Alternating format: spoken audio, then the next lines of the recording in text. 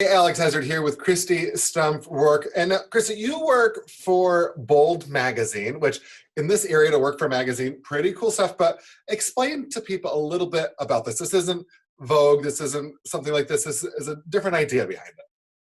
Yes, Bold Magazine is actually one of the only plus size magazines in the nation. It strives to showcase positive role models for young men and women, regardless of shape, size, ethnicity. It promotes confidence and strength. I'm so proud to be part of this magazine as a plus size model. Now, how did you get involved? I mean, this is kind of a new concept to me. Maybe it's not to other folks. To me, I've never really heard of this sort of thing, never really seen it, especially here. How did you get involved in Cape Vincent? I know, in the middle of nowhere. Well, first of all, I am a model. I went to modeling school, and I needed some kind of foundation. And I heard that Bold Magazine was looking for ambassadors to help them spread the word, to help grow the magazine. So I reached out to them, and luckily they welcomed me with open arms. Now, of course, and I don't mean this in a graphic way at all, but you've spoke openly about the importance of kind of having curves as a plus size model. And you got some news recently that would be hard, whether that was your profession or not. And first of all, I probably should have started the interview by saying I'm sorry to hear that you're going through this. You were diagnosed with breast cancer. And when did this diagnosis come in? And you're doing something really positive, which we're going to touch in a minute, but it couldn't have been positive from the beginning. So how did you make the turn to make this something positive? Or do something positive with it anyway. I learned in early November that I was diagnosed with breast cancer. It's still something I struggle with because as a model, I'm curvy, like you pointed out, and losing my breasts is part of my curves. But what I am trying to do with, I guess you would call it my influence as a curve model, is share my story of having cancer during COVID.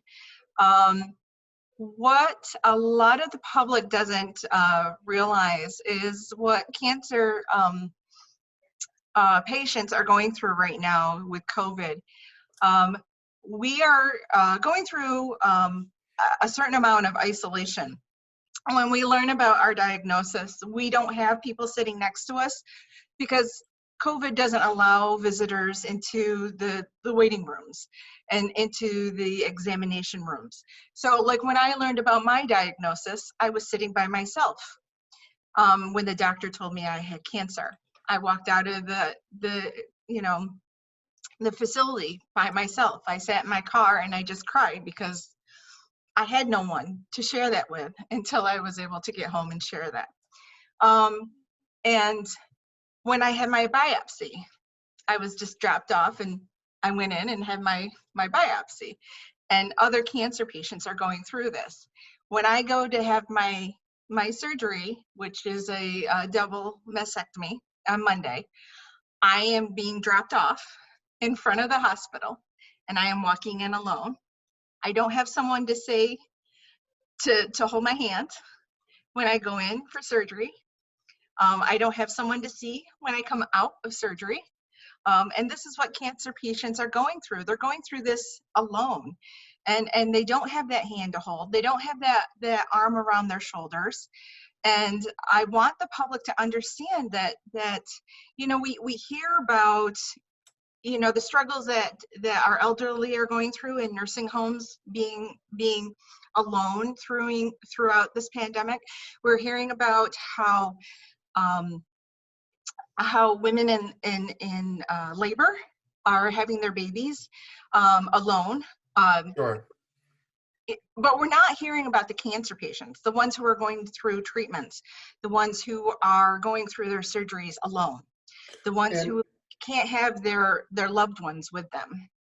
I've been following you through your journey on this on social media, and you've been very open with each step of the way. And something I thought that was interesting um, was eventually you started to make the comparison and the equivalent to the experience you're going through now and the experience you've gone through as a plus size model. You combine the two worlds and are doing something that I think is really pretty remarkable, and putting out a message still in this moment of darkness, in this moment where you're feeling alone, of positivity. And you always do that with the big smile that you're showing right now. And quite frankly, I don't know if I could do that. And I'm somebody who enjoys smiling, enjoys being positive.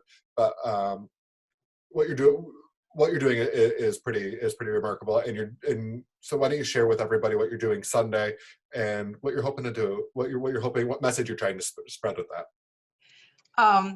So Sunday, I'm so excited.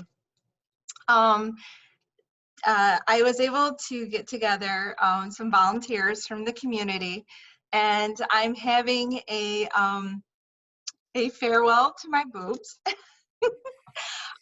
And it's a oh, it's hard to talk about without It's crying. okay. I'm sorry. But it's a celebration of who I am, and it's also a farewell to who I was.